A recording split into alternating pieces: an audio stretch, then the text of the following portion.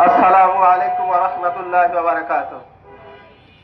জাতিসংঘের মানবাধিকার কার্যালয়ে চুক্তির প্রতিবাদে আজকে এই প্রতিবাদ সমাবেশ ও বিক্ষোভ মিছিলের সম্মানিত সভাপতি, আপনারা যারা সবাই উপস্থিত আছেন, আমরা সবাই মহান আল্লাহ তাআলার দরবারে শুকরিয়া আদায় করি যে আল্লাহ তাআলা আমাদেরকে আজকে যে জুলাই, এই জুলাইয়ের গত জুলাইয়ে ফ্যাসিবাদ থেকে আমাদের এই দেশকে মুক্ত করেছে।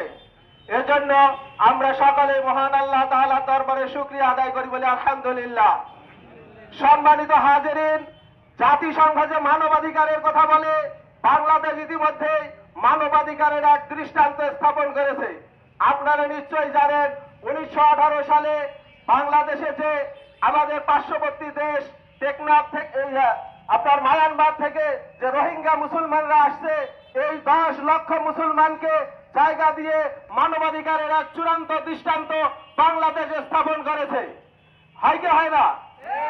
সম্মানিত উপস্থিতি, আপনারা জানেন জাতিসংঘের একটা গুরুত্বপূর্ণ দেশ হলো চীন, আর একটা গুরুত্বপূর্ণ দেশ হলো রাশিয়া। চীন এবং রাশিয়ার মতো এরকম বৃহৎ দেশে জাতিসংঘের মানবাধিকারের কোনো কার্যালয় নাই। তাহলে কেন এই ছোট্ট বাংলাদেশে জাতিসংঘ তাদের কার্যালয় স্থাপন করতে চাচ্ছে?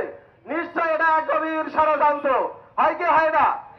আমরা এই ষড়যন্ত্রের প্রতিবাদ জানাই এবং সরকার বাহাদুরের কাছে জানাই অনতি বিলম্বে এই চুক্তি বাতিল করার জন্য। নচেত জমিয়তে উলামা ইসলাম বাংলাদেশ সারা বাংলাদেশের মুসলমান তৌহিদি জনতাকে নিয়ে এক দুর্বার আন্দোলন করে তুলবে ইনশাআল্লাহ। ইনশাআল্লাহ। আমি আমার সংক্ষিপ্ত বক্তব্য এখানেই শেষ করছি। আসসালামু আলাইকুম।